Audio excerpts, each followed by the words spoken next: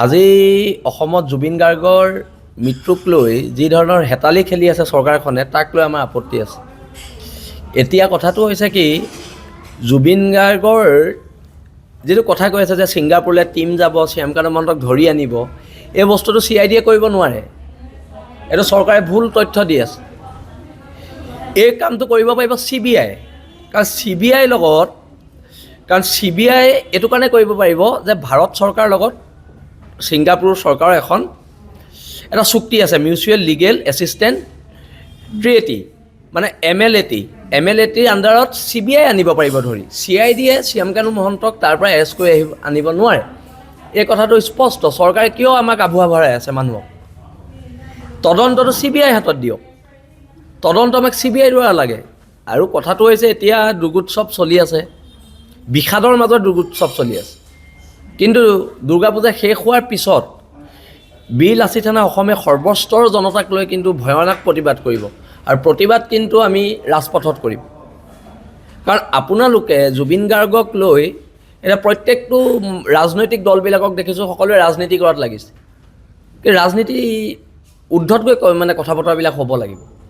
আৰু সেইকাৰণে আমি কৈছোঁ যে এই যিটো তদন্ত হৈছে, তদন্তটো CBI হাতত দিয়ক। এই তদন্তটো CBI হাতত দিয়ক, আৰু CBI হাতত দিলেহে শ্যামকানু মহন্তক তাৰ পৰা এৰেষ্ট কৰি আনিব পাৰিব। CID দল বা SITয়ে গৈ পেলাই এৰেষ্ট কৰিব নোৱাৰে। যিটো নোৱাৰে আৰু, কাৰণ ছিংগাপুৰৰ দৰে এখন দেশত বহুতো নীতি নিয়মৰ মাজেদি কিছুমান প্ৰক্ৰিয়া হয়। আৰু সেই প্ৰক্ৰিয়াবিলাকৰ লগত যদি ভাৰত চৰকাৰ জড়িত হ'ব লাগে, তেতিয়া CBI যোগেদিহে জড়িত হ'ব পাৰিব। এতিয়া কথাটো হৈছে, জুবিনদাৰ কাইলৈ শ্ৰাদ্ধ আছে যোৰহাটত, আমি তাত যাম। বীৰ লাচিত থানাৰ সকলো সৈনিক যাব, অসমৰ সৰ্বস্তৰৰ মানুহ যাব। কিন্তু জুবিনদাৰ সকাম হোৱাৰ পিছত, পূজা শেষ হোৱাৰ পিছত কিন্তু এইখন চৰকাৰৰ বিৰুদ্ধে জুবিনদাৰ ন্যায়ৰ যিখন যুঁজ, এখন যুঁজ কিন্তু ৰাজপথত হ'ব, আৰু ভয়ংকৰ ৰূপত হ'ব। কাৰণ জুবিনদাক সৰ্বস্তৰৰ মানুহে জুবিনদাৰ ন্যায়টো বিচাৰিছে। আজি গৰিমা বৌৱেও জুবিনদাৰ ন্যায়ৰ বাবে চৰকাৰৰ ওচৰত আবেদন কৰিছে, তেওঁ FIR দিছে। এতিয়া কথাটো হৈছে, আমি আগতেও কৈছিলোঁ যে শ্যামকানু মহন্তৰ ঘৰত বুলডেজাৰ চলাব লাগে, কিন্তু হিমন্ত বিশ্ব শৰ্মাৰ সাহস হোৱা নাই এতিয়ালৈকে শ্যামকানু মহন্তৰ ঘৰত বুলডেজাৰ চলাবলৈ। সিদ্ধাৰ্থ শৰ্মা, তাক গুলিয়াব লাগে। এতিয়া অসম পুলিচৰ যে ৰাতি যে এনকাউণ্টাৰ কৰে অসম পুলিচৰ এতিয়া গুলিবিলাক ক'ত গ'ল? অসম পুলিচৰ গুলিবোৰ ক'ত গ'ল? আমাক তাক লৈ প্ৰশ্ন আছে। ৰাজস্থানৰ এজন বেপাৰীয়ে আমাৰ অসমৰ আটাইতকৈ মূল্যৱান সম্পদটো তাৰ বাবে আমি হেৰুৱালোঁ, তাক 2টা গুলি মাৰিবলৈ অসম পুলিচৰ 2টা গুলি ক'ত গ'ল? আমাৰ তাক লৈ প্ৰশ্ন আছে বীৰ লাচিত থানাৰ।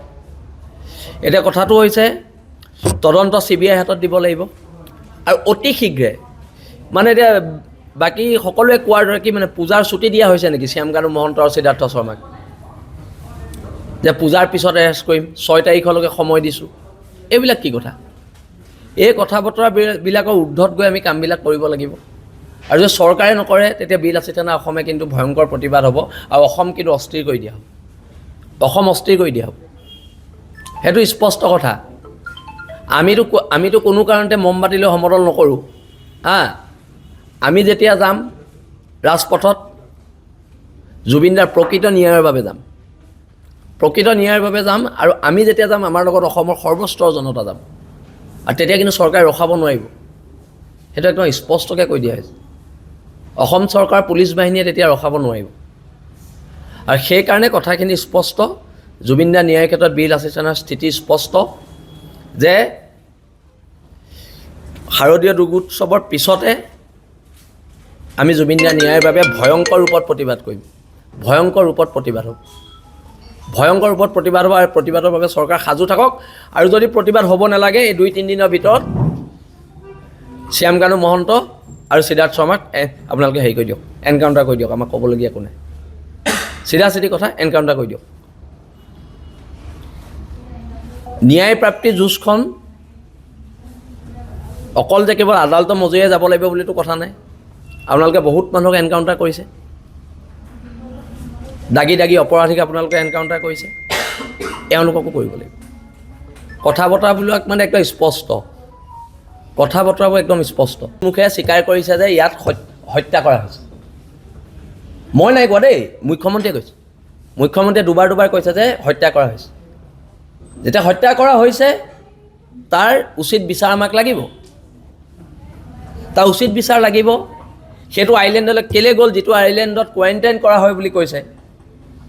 ক'ভিডৰ সময়ত বোলে এইটো কোৱাৰেণ্টাইন হিচাপে তাক ব্যৱহাৰ কৰা হৈছিলে আৰু অভিশপ্ত আইলেণ্ড বুলি কৈছে। সেইকাৰণে আমি স্পষ্টকৈ কৈ দিছোঁ এইখিনি কথা। আৰু এইখিনি কথা এইটো কাৰণে আমি স্পষ্টকৈ কৈ দিছোঁ, আমিও নিবিচাৰোঁ অসম অস্থিৰ হোৱাটো, কিন্তু ন্যায় নেপালে অসম অস্থিৰ হ'ব। অসম অস্থিৰ হ'ব, গণতন্ত্ৰৰ শেষ স্তৰলৈকে আন্দোলন হ'ব। আৰু সিদ্ধাৰ্থ শৰ্মা, আমিতো এটা কথা গম পালোঁ যে শ্যামকানু মহন্ত ছিংগাপুৰত আছে। আমি সেইটোতো গম পালোঁ। ছিংগাপুৰৰ পৰা CID এৰেষ্ট কৰিব নোৱাৰে, CBI পাৰিব। কেন্দ্ৰীয় তদন্তকাৰী সংস্থাইহে পাৰিব। আৰু CIDটো হৈছে কি, অসম চৰকাৰৰ আণ্ডাৰত। কিয় অসম চৰকাৰৰ আণ্ডাৰত থাকিব লাগিছে? চেণ্ট্ৰেল গভৰ্ণমেণ্টৰ আণ্ডাৰত থাকক, CBI হাতত দিয়ক। CBI হাতত দিয়ক, তেতিয়া অন্ততঃ ৰাজনৈতিক প্ৰভাৱৰ পৰা বহু পৰিমাণে মুক্ত হ'ব, বহু পৰিমাণে মুক্ত হ'ব। এই কথাখিনি আমি কৈছোঁ। আৰু যদি তদন্ত প্ৰক্ৰিয়াত কিবা মানে ধেমালি কৰে, যুঁজ এখন হ'ব। এইটো কথা একদম চৰকাৰে জানি লওক, বিজেপি গভৰ্ণমেণ্টে জানি লওক, যুঁজ এখন হ'ব আৰু ভয়ানক যুঁজ হ'ব। সেইটো স্পষ্টকৈ আমি কৈ দিছোঁ। সেইখিনি ক'বলগীয়া আছিলে। তেওঁক এজন কিন্তু আছামীৰ দৰে সোধ-পোছ কৰা হোৱা নাই। তেওঁ মুক্ত মনে গুৱাহাটীত ঘূৰি ফুৰিছে। এই কথা বতৰাবিলাকত আমাৰ খুব আছে। এতিয়া কথাটো হৈছে, যেতিয়া গৰিমা বৌৱে সেই এটা ভিডিঅ' এটা দিছিলে, তেতিয়ালৈকে গৰিমা বৌৱে কথাখিনি বুজিয়ে পোৱা নাছিলে। পিছত যেতিয়া গৰিমা বৌৱে কথাখিনি বুজি পাইছে, তেওঁ নিজে এজাহাৰ দিছে। এই মিত্তাল বোলাটোৱে আৰু এই সিদ্ধাৰ্থ শৰ্মা, এই দুইটাই মিলি জুবিন গাৰ্গৰ বহুত সা সম্পত্তি লুটিলে।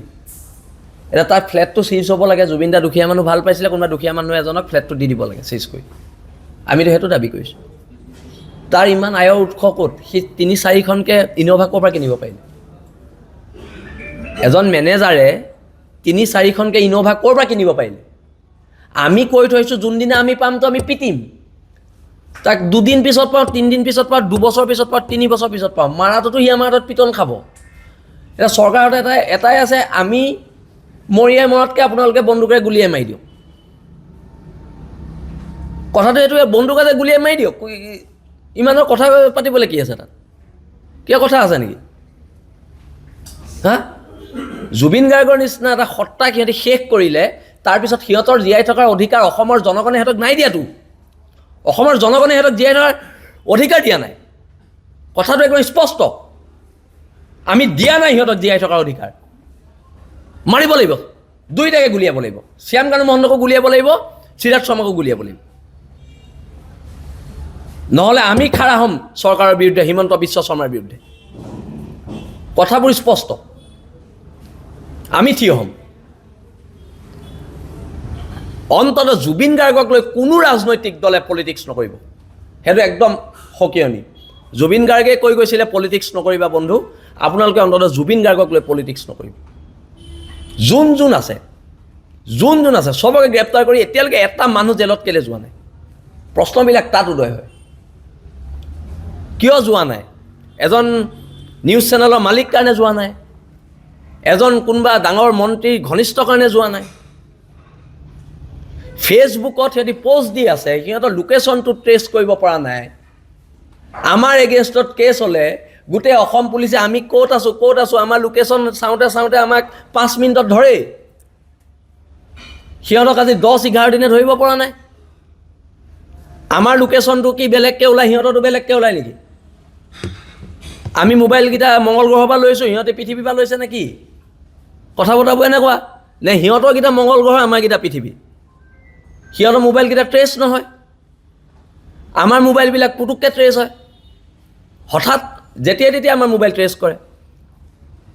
সিহঁতৰ মোবাইলকেইটা কিয় ট্ৰেছ কৰিব পৰা নাই? সিহঁতে কেনেকৈ ফেচবুকত পোষ্ট দি আছে? কথা বতৰাবোৰ একদম স্পষ্ট। আৰু যদি এৰেষ্ট নহয়, চৰকাৰ ভয়ংকৰ প্ৰতিবাদলৈ সাজু থাকক। যিকোনো খবৰৰ বাবে যোগাযোগ কৰক 7099017330 লগতে 7099017110 নম্বৰত।